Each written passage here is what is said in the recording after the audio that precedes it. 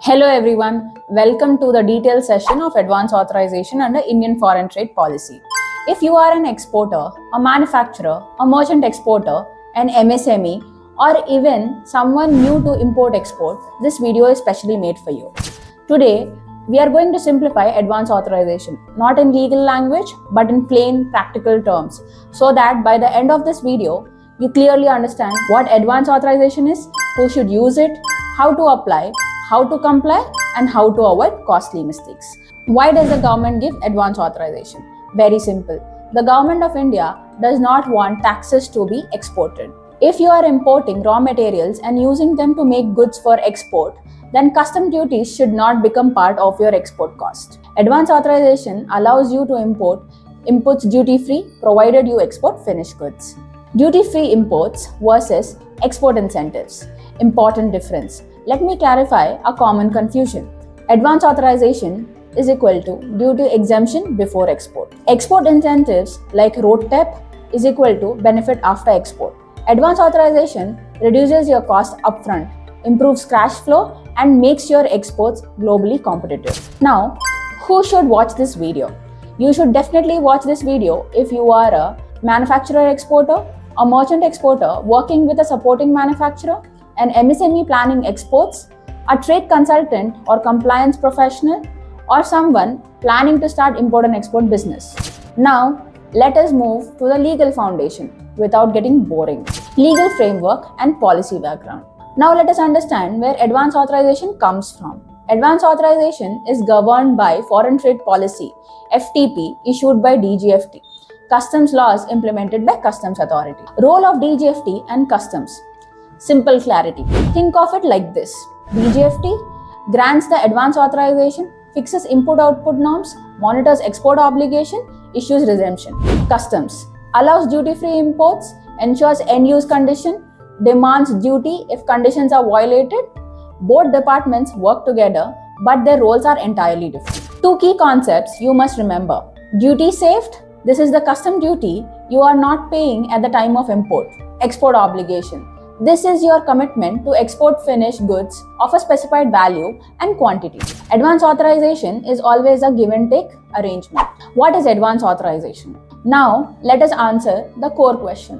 What exactly is advance authorization? In simple words, advance authorization is a permission from DGFT that allows you to import raw materials without paying custom duty, on the condition that you export the finished goods made from these inputs. What duties are exactly exempted? Under advance authorization, you get exemption from basic custom duty, BCD, integrated GST, that is IGST, compensation tax wherever applicable.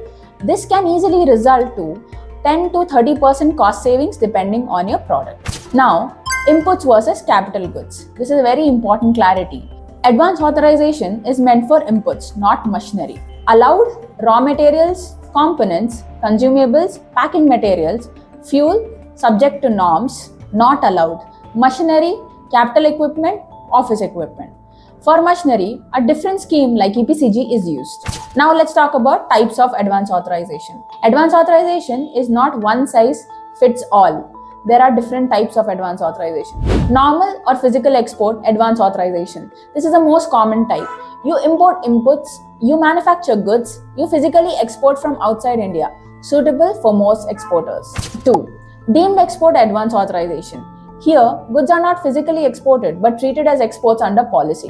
Example, supply to EPCG holders, supply to projects funded by international agencies. Important note, payment terms and documentation are critical here. 3. Annual Requirement Authorization, ARA. This is for the regular exporters with a consistent export pattern. One authorization for the whole year saves time and paperwork, suitable for large or repeat exporters. 4. Special advance authorization if applicable. Applicable to specific sectors like textiles where policy notifies special benefits. 5. Supply to SEZ or EOU. Can you use advance authorization? Yes, subject to conditions. Supply to SEZ is treated as export. Supply to EOU is also permitted under specific norms. Documentation and endorsement becomes very important here. Who is eligible to apply? Eligibility is straightforward. Manufacturer exporters, if you manufacture goods yourself, export in your own name, you are fully eligible. Merchant exporters with supporting manufacturer. If you do not manufacture but export using a supporting manufacturer, then supporting manufacturer details must be declared. Consumption happens at manufacturer's premises. This model is widely used by MSMEs. Service exporters. Important clarification. Advance authorization is not available for IT services, consulting services, software exports without physical inputs. This scheme is only for goods exports. Inputs allowed and SION explained. This is one of the most important and misunderstood areas. What is SION exactly? SION means Standard Input Output Norms. It tells you how much input is allowed for producing a specific quantity of export product. Example, to export 1000 kg of product, you may be allowed 1050 kg of raw material, 10 kg of packaging material. Standard SION versus self-declared norms. Standard SION, already notified, faster approval, less scrutiny. Self-declared norms, used when SION is not available, requires technical justification, may take more time. Fuel, consumables, and packaging material. Are they allowed? Yes, but only if directly consumed in production. Within prescribed norms, proper records must be maintained. Common confusion areas. Office stationery, not allowed. General maintenance items, not allowed. Production-related consumables, allowed. Application process on DGFT portal, step-by-step explained. Let us now see how to apply. Prerequisites are before applying. You must have an IEC, that is Import-Exporter Code, active DGFT login, digital signature certificate, DSC, GST registration, valid bank account linked with your IEC. Filing the application. Log into DGFT portal, select Advance Authorization, enter export product details, enter input details as per SION, declare CIF value of imports, declare FOB value of exports, upload supporting documents and submit with your deals. CIF, FOB and quantity. This is for the key understanding. CIF, import value, FOB, export value. Quantities must match SION norms. Incorrect calculations are a major reason for rejection. Typical approval timelines. Standard SION cases take 3 to 7 working days. Self-declared norms take 2 to 4 weeks or more. Let's understand export obligation in detail. Export obligation is the heart of advance authorization. What is export obligation period?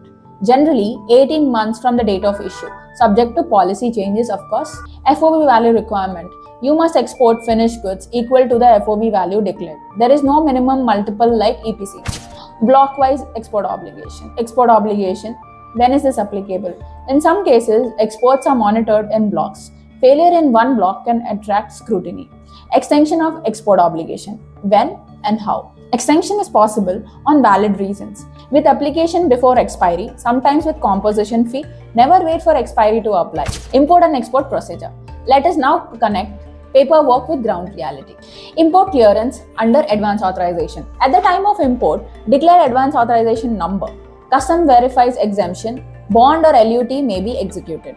End-use condition. Imported inputs must be used only for export production. Cannot be sold in domestic market. Export documentation linking. Ensure advance authorization number mentioned in shipping bills. Product description matches authorization. Quantities are aligned. Redemption or closure of the advance authorization. Redemption is a final and the most important step.